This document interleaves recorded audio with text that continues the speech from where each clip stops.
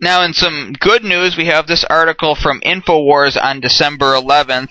Bill with Audit the Fed amendment on it passes the House. The 1,300-page bill establishes a Consumer Financial Protection Agency, a Systemic Risk Oversight Council, new capital requirements for financial institutions, and a resolution authority for non-banks.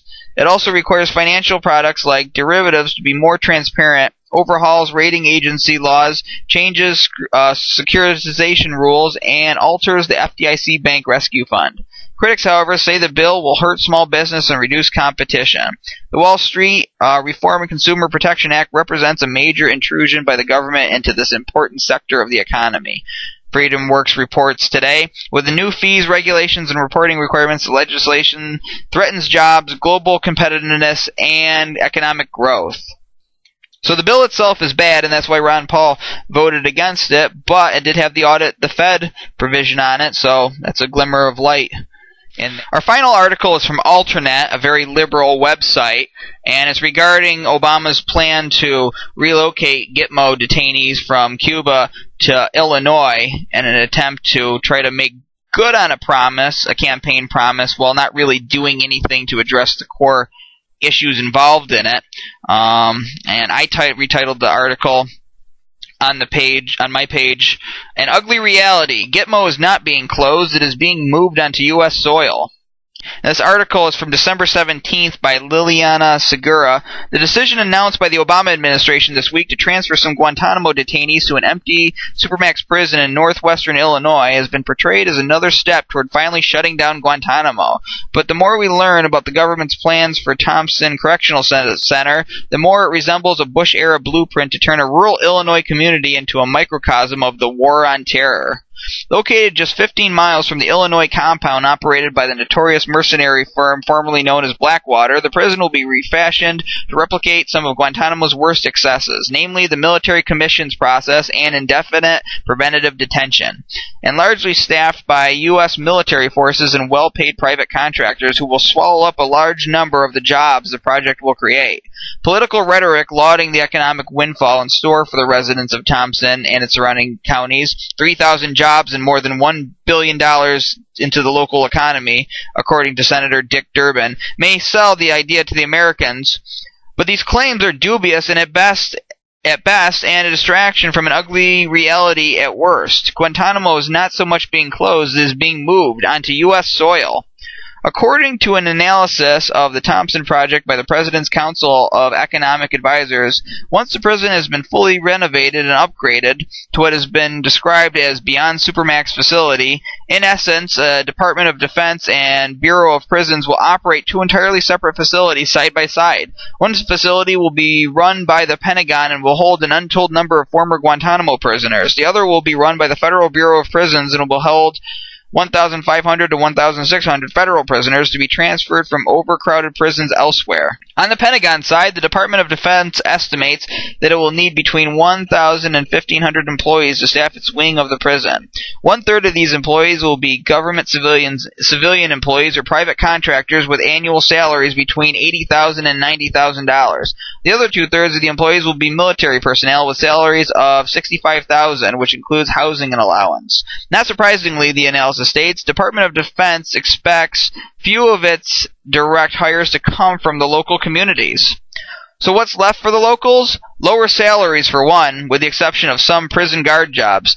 And once the construction jobs are done, not much. While the economic analysis reports that local residents will be excellent candidates for the 1,240 to 1,410 of the jobs relating to modification, opening, and running of the facility, it also states that in total, Bureau of Prison expects to hire 448 workers locally. That's a far cry from the 3,000 job figure being thrown around. Although much stock is being placed in indirect jobs due to increased spending and economic activity, as well as potential teaching jobs for theoretical schools that will accommodate military families who move to the region, these estimates are hardly definite. Now, as we all know, Christmas is this week, and it's that time of year when we reflect on ourselves and on the holiday and what it really stands for. And, you know, what we as a people are and become around this time of year towards each other and towards the world.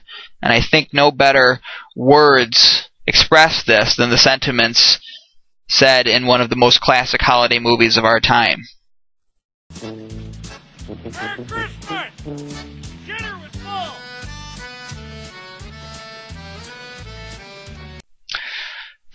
Now, joking aside, when we turn on the TV, we see people standing out in the cold on Black Friday, running into stores to spend money they don't have, money that's been drastically devalued and will ultimately be worthless by reckless government's money printing, vainly overlooking the simple fact that for many young men and women surging to Afghanistan and God knows where else this year, this is going to be their last Christmas.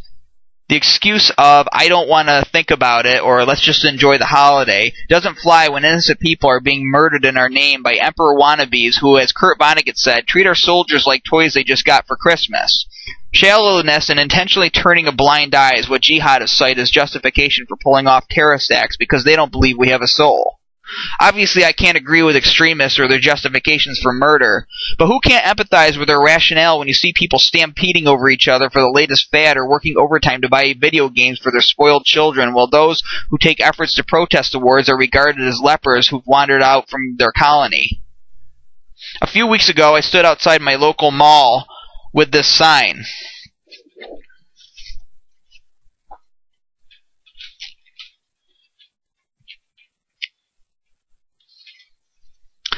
And, of course, I was met by security and then by a police officer who put me in the back of his squad car for about 10 minutes before finally admitting that I had a right to do what I was doing as long as I wasn't standing directly on mall property. But what was interesting about this is how much those who were dispatched to shoo me off quietly agreed with me in what I was doing.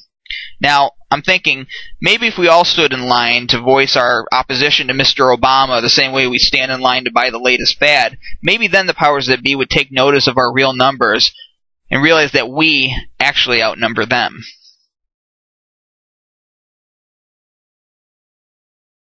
This is going to conclude another episode of the America 20XY Week in Review. Remember, folks, eternal vigilance is the price of freedom. God bless you, and God bless America. Good night.